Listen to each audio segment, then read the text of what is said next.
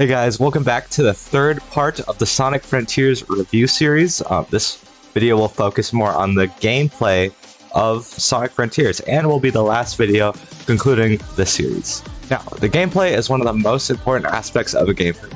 It's kind of the reason I buy a video game, to play it. In order for me to have fun with the game, it doesn't matter if it has an awesome story, animation, or presentation. If it's simply not fun to play, it's a bad video game in my book. Now let's look at one of the most important aspects of Sonic gameplay, how it controls.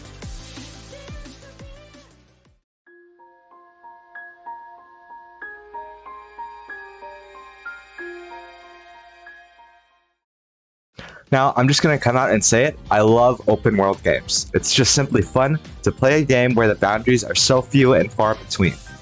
Now, Sonic Frontiers isn't fully open world, but rather they have pretty big islands that Sonic can run around, which is good enough for me. And honestly, Sonic here feels amazing. It's probably the best he's ever felt since Sonic Lost World and Adventure.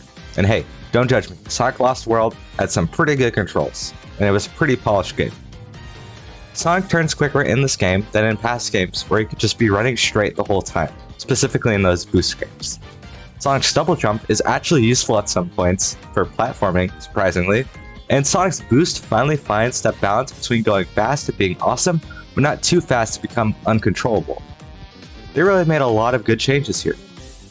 I will admit, it takes some getting used to, especially after playing the previous boost games like Colors and Generations, but it feels great once you get past that initial learning curve. And shocker, to new Sonic players, that learning curve could take a while to master, but the result is a fun and enjoyable Sonic experience. And not to mention, for the first time, you can pretty much tweak all of Sonic's movement options. I spent a lot of time on this, and it was worth it to get Sonic almost matching Mario's snappy movement in Mario Odyssey. Now, Sonic is awesome to control in the open zones because of the way it is built around Sonic and the customization I just mentioned. But the same cannot be said about Cyberspace. Cyberspace was a huge disappointment for me. If you haven't already known, Cyberspace is like the main Sonic levels us as a Sonic community are used to and have played in different games like Sonic Colors and Unleashed. Over the past couple years, I normally really like Boost Sonic gameplay, except for the 2D sections. So it saddens me to say that Cyberspace is the weakest part of this game. Sonic just doesn't feel good to control. It doesn't seem like Sega tweaked the controls for Sonic that were meant for this open world. His jump carries no momentum. Now this is true in the open world, but that's easier to forgive since you're running around a lot, and when you do jump, it's for precise platforming, which is good for a jump with no momentum, so you can jump carefully. It's absolutely terrible for speed though, which is kind of what the levels are trying to strive for, a sense of speed. It's made worse by the fact that Sonic's boost isn't tweaked from the open world either. You get no sense of speed from the boost, to a point where you can't even tell if you're boosting or Sonic's just regularly running. You get the initial boost, but if you hold it down for long enough, it feels like you're going slower. Now, I know what you're thinking. Nintendo Force, what about all the other customization you just mentioned? Couldn't you just tweak the controls to your liking? Now, you see, you would be correct if they did take that option away specifically for these levels. For some reason, you cannot change the controls for Cyberspace when you literally can in the open world. Why? Why try to perfect Sonic's movement in the open zones when you're just going to give us the customization and not tweak it in the Cyberspace levels and give us a no customization? Okay, sorry, rant over.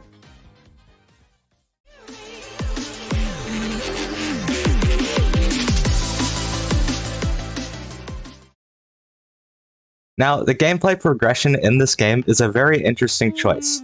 If you aren't familiar with the term gameplay progression, it is the path it's defined as the path the player takes to get to the end goal, often the set of challenges or levels the player must accomplish to beat the game or move on. It's a very odd system to say the least, so from the top. First, you must obtain portal gears. You get these gears from defeating Guardians, which are like these buffed enemies you fight. Then, with the portal gears, you unlock Cyberspace levels. Then, by fulfilling the missions in Cyberspace levels, you get Vault Keys. With the Vault Keys, you unlock the Chaos Emeralds. You use the Chaos Emeralds to advance the story, but you also need the Memory Tokens to advance the story, and you get more Emeralds when you talk to your friends, except Sage isn't friends, so I don't know why she's even... Anyway, it's a needlessly tedious system to just get the player to move forward. I wouldn't be annoyed at this because I'm usually fine with this type of thing, and more of a game is usually better. If only it didn't have me do this 4 times with barely any deviation. Listen, Despite what it may sound like, I did enjoy playing this game. I got really burnt out at the end though by doing the same things over and over and over again from island to island. It's not like I'm even exaggerating. You literally do the same thing with slightly different obstacle courses for the memory tokens and slightly different cyberspace levels, which are a nice distraction. I'm just looking for more variety. There are many challenges scattered around the map. Challenges are another nice distraction from the overall gameplay progression, but most are really easy and don't last more than a couple seconds. There are some puzzles that took me more than one attempt, but that was kind of it.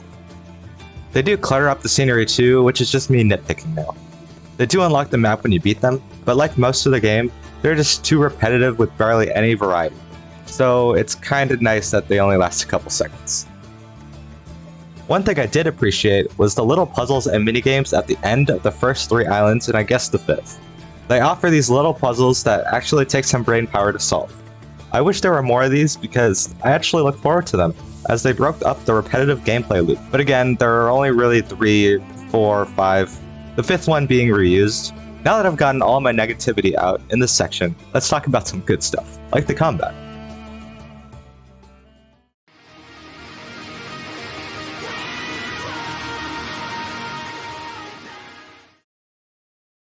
I love the combat in Sonic Frontiers. Now, I've never played Unleashed, but I'm pretty confident in saying that this even tops Unleashed, if that's considered good. Sonic still has his basic homing attack, but with a longer rebound, which I do like because it actually nerfs a pretty powerful attack. Sonic has all these moves you can unlock, which you can do via different button combos.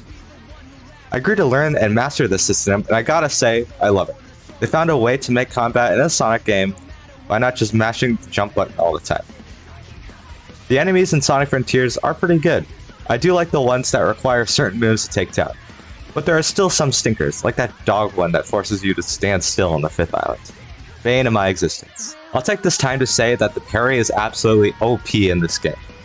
Unlike in regular games where parrying requires perfect timing, parrying in Sonic Frontiers requires no timing whatsoever. So you could just stand there waiting for the enemy to attack. And, like in regular games, it negates all damage and opens up their weak spot. So yeah, it makes the combat in this game pretty easy, but it's still fun nonetheless. And really, that's what's important. Combat with Supersonic is just awesome, because the combat system is already pretty OP. It's perfect for Supersonic scenarios because the whole point of Supersonic is to absolutely bop the Titans or bosses. You can use all these moves you learned here from the open zones, which I do appreciate. And there are some special parry animations for each boss. You could be throwing a dragon at a mountain or doing a sweet down kick on a knight. It's just so awesome to play as. Supersonic is just so cool.